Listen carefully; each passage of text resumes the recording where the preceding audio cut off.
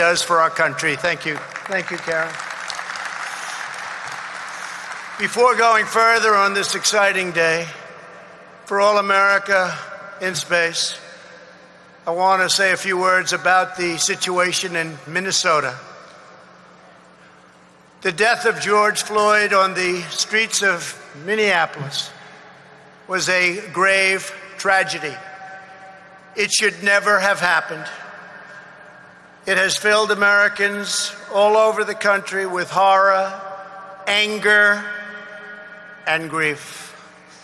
Yesterday, I spoke to George's family and expressed the sorrow of our entire nation for their loss.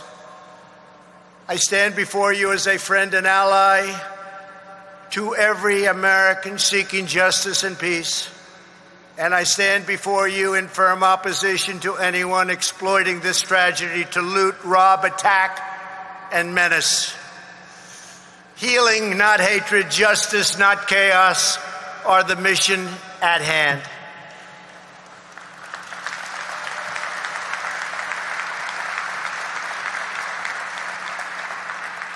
The police officers involved in this incident have been fired from their jobs. One officer has already been arrested and charged with murder. State and federal authorities are carrying out an investigation to see what further charges may be warranted, including against, sadly, the other three. In addition, my administration has opened a civil rights investigation, and I have asked the Attorney General and the Justice Department to expedite it. I understand the pain that people are feeling. We support the right of peaceful protesters, and we hear their pleas. But what we are now seeing on the streets of our cities has nothing to do with justice or with peace.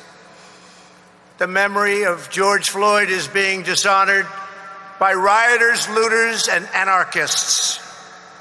The violence and vandalism is being led by Antifa and other radical left-wing groups who are terrorizing the innocent, destroying jobs, hurting businesses, and burning down buildings.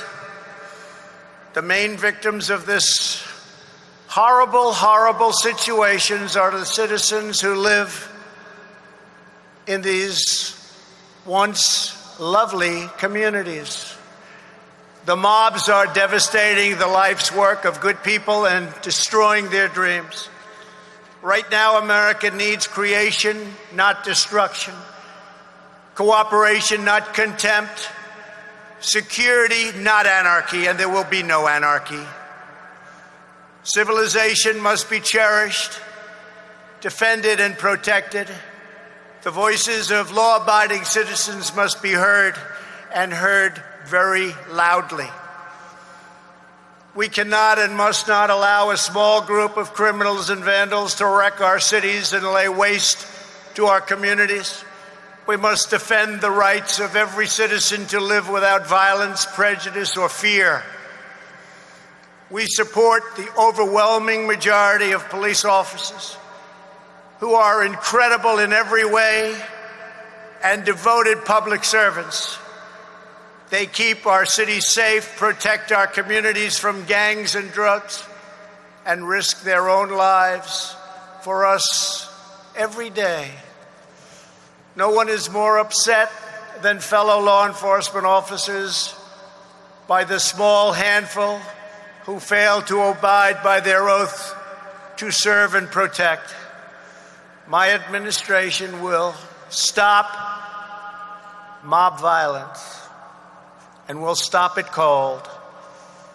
It does not serve the interest of justice or any citizen of any race, color, or creed for the government to give into anarchy, abandon police precincts, or allow communities to be burned to the ground. Won't happen. Those making excuses or justifications for violence are not helping the downtrodden, but delivering new anguish and new pain. From day one of my administration, we have made it a top priority to build up distressed communities and revitalize our crumbling inner cities. We fought hard with Senator Tim Scott and many others to create opportunity zones, helping to draw a surge of new investment to the places in our country that need it most. We must all work together as a society to expand opportunity and to create a future of greater dignity and promise for all of our people. We must forge a partnership with community leaders, local law enforcement, and the faith community to restore hope. Radical left criminals, thugs, and others all throughout our country and throughout the world will not be allowed to set communities ablaze. We won't let it happen. It harms those who have the least, and we will be protecting those who have the least. The leadership of the National Guard and the Department of Justice are now in close communication with state and city officials in Minnesota, and we're coordinating our efforts with local law enforcement all across our nation. In America, justice is never achieved at the hands of an angry mob. I will not allow angry mobs to dominate. Won't happen. It is essential that we protect the crown jewel of American democracy, the rule of law, and our independent system of justice. Every citizen in every community has the right to be safe in their workplace, safe in their homes, and safe in our city streets. This is the sacred right of all Americans that I am totally determined to defend and will defend. My administration will always stand against violence, mayhem, and disorder. We will stand with the family of George Floyd, with the peaceful protesters, and with every law-abiding citizen who wants decency, civility, safety, and security.